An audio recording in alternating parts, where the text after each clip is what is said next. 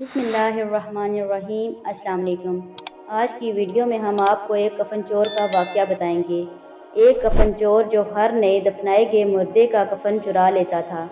ایک رات اس کے ساتھ کیا معاملہ پیش آیا، آپ کی خدمت میں پیش کرتے ہیں۔ ایک بزرگ جن کا نام سیدنا ابو اسحاق رحمۃ اللہ ہے، آپ فرماتے ہیں، ایک شخص ہماری محفل میں آیا کرتا تھا، مگر اس کا آدھا چہرہ ہمیشہ چھپا رہتا تھا۔ ایک مرتبہ میں نے اس سے پوچھا، تم ہمیشہ آدھا چہرہ چھپا کر رکھتے ہو، اس کی کیا وجہ ہے؟ مجھے اس راز سے آگاہ کرو۔ اس نے کہا، اگر آپ امان عطا فرمائیں تو میں اپنا معاملہ بتاتا ہوں۔ میں نے کہا، بتاؤ آخر معاملہ کیا ہے؟ اجازت ملنے پر اس نے اپنی داستان کچھ اس طرح سنائی۔ اس نے کہا، میں کفن چور تھا۔ میں نے بہت قبروں سے کفن چرائے۔ جس بھی نئی قبر کا معلوم ہوتا، فوراً وہاں پہنچ کر کفن چرا لیتا۔ ایک مرتبہ ایک عورت کا انتقال ہوا۔ جب اسے دفنا دیا گیا تو میں رات کو قبرستان پہنچا اور قبر کھودنا شروع کر دی۔ جب اینٹیں ہٹا کر ایک چادر نکالی اور دوسری چادر کھینچنے لگا، اچانک اس عورت کے بے جان جسم نے حرکت کی اور چادر کو تھام لیا۔ میں نے کہا، تمہارا کیا خیال ہے؟ تم مجھ پر غالب آ جاؤ گی؟ ایسا بالکل نہیں ہو سکتا۔ یہ کہہ کر میں گھٹنوں کے بل بیٹھ گیا اور پوری قوت سے کفن کی چادر کھینچنے لگا۔ یکا یک اس عورت نے ایک زوردار تھپڑ مارا۔ درد کی شدت سے میں بے قرار ہو گیا اور میرے چہرے پر بہت زیادہ جلن ہونے لگی۔ جب کفن چور نے چہرے سے کپڑا ہٹایا تو اس کے چہرے پر انگلیوں کے بالکل واضح نشان نظر آ رہے تھے۔ میں نے کہا، پھر بتاؤ آگے کیا ہوا؟ اس نے کہا، میں نے وہ چادر واپس اس عورت پر ڈال دی اور جلدی جلدی قبر پر مٹی ڈال کر برابر کر دیا۔ پھر ارادہ کر لیا، جب تک زندہ رہوں گا کفن نہیں چوری کروں گا۔ اللہ میرے سابقہ گناہوں کو معاف فرمائے، مجھے توبہ پر استقامت عطا فرمائے۔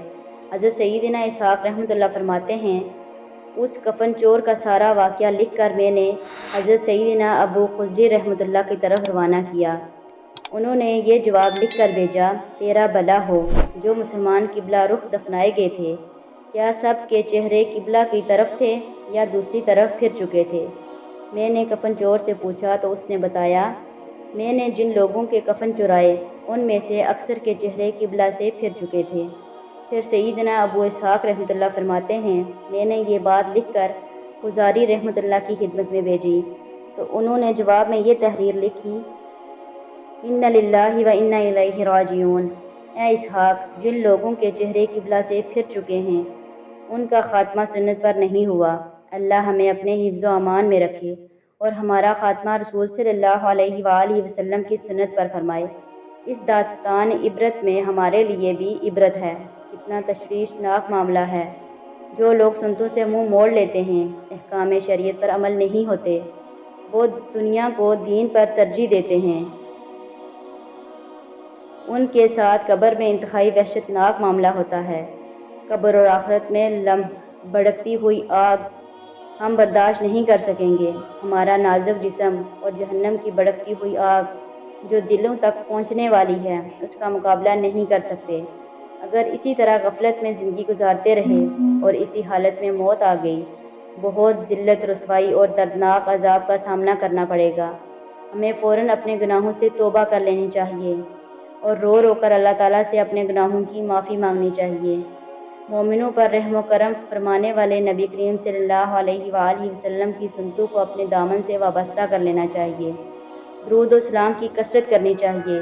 عبادت اور ریاضت کی طرف راغب ہوں۔ اللہ پاک ہم سب کو دین کو صحیح سمجھنے اور اس پر عمل کرنے کی توفیق عطا فرمائے۔ مزید ایسی ویڈیوز دیکھنے کے لیے ہمارے چینل کو سبسکرائب کریں تاکہ ہر آنے والی ویڈیو بر وقت آپ کو مل سکے۔ ایک نئی ویڈیو کے ساتھ آپ کی خدمت میں پھر حاضر ہوں گے۔ تب تک دعاؤں میں یاد رکھنا۔ اجازت دیں، اللہ حافظ۔